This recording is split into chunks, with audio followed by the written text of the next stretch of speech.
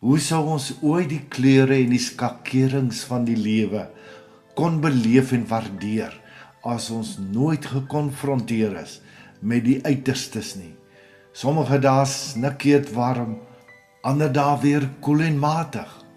En meeste van die tyd gebeur dit in die lewe dat in ons beleef van die sleg en seer, dat eintlik God se voorbereidingspad is vir die mooi en beter wat aan die kom is.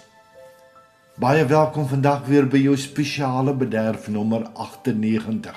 En ons tema vandag is: jy is en verdien meer en beter. Baie dankie ook aan die onbekende skrywer vir die oorspronklike idee. Ons het hom so 'n bietjie uitgerek en aangepas sodat hy ook lekker in die hart kan val. Jy is en verdien meer en beter. Ek het geleer.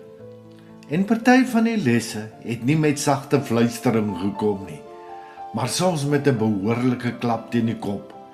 Soos wanneer jy jou toon stamp teen 'n tafel in die donker en jy skielik baie bewus raak van die pyn en woorde wat jy nie normaalweg gebruik nie.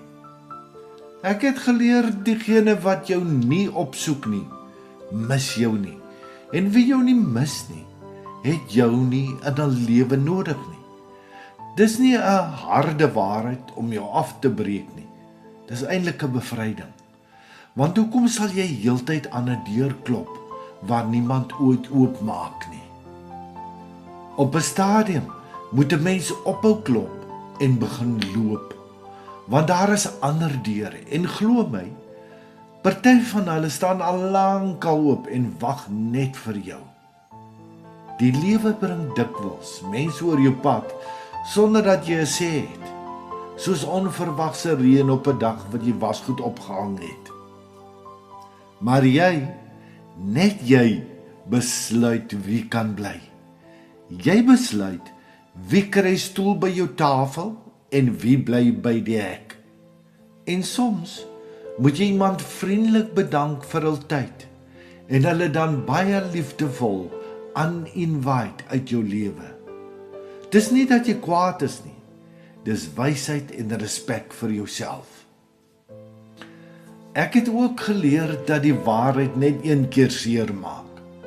Dis soos 'n inspuiting, nie lekker nie, maar vinnig verby en uiteindelik help dit jou om gesond te word. Maar 'n leuen, 'n leuen is soos 'n splinter in jou vinger. Jy dink hy's weg, maar elke nou en dan steek hy weer, totdat jy uiteindelik maar moet gaan sit en hom uithaal. Daarom, gee meer aandag aan die mense wat aandag aan jou gee. Nie die in wie se dagboek jy 'n maybe is nie, maar wel die wat jou definitely kies.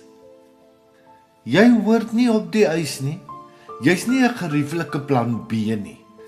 Jy is nie daai ekstra item wat maar op die kassie lê en wat mense net nou en dan gebruik as hulle jou nodig kry nie. Jy is waardevol en hoe jy jouself aanbied gaan bepaal hoe jy behandel gaan word. Leef jou goddelike waarde. Hierdie het my nogal laat glimlag. Wie jou seer maak, maak jou sterker. Al wens jy party dae dat hulle jou liewer net wil uitlos sodat jy op jou eie sterk kan word. Wie jou kritiseer, wys dat hulle iets raak sien wat hulle nie het nie. Want mense praat nie oor niks nie. Hulle praat oor wat hulle raak sien. Wie jou beny, maak jou interessanter. Want niemand raak jaloers op iets wat geen lig dra of waarde het nie. En tog het die lewe 'n sin vir humor, want baie keer is dit juis die mense wat vir jou die slegste toewens, wat later in stilte moet sit en kyk hoe die beste met jou gebeur. Nie omdat jy beter is nie, maar omdat genade groter is as opinies. Dis amper soos om 'n boom te sien wat hulle probeer afkap het, en toe groei hy net nog voller, nog groener. En die ironie, die mense wat gedink het hy gaan val, sit toe later self in sy skaduwee. So moenie binne toe huil en jou hart verhard oor wie weg is nie. Moenie jou waarde meet aan wie bly nie. En moenie jou pad verander omdat iemand nie saam met jou wil loop nie. Loop jy net aan.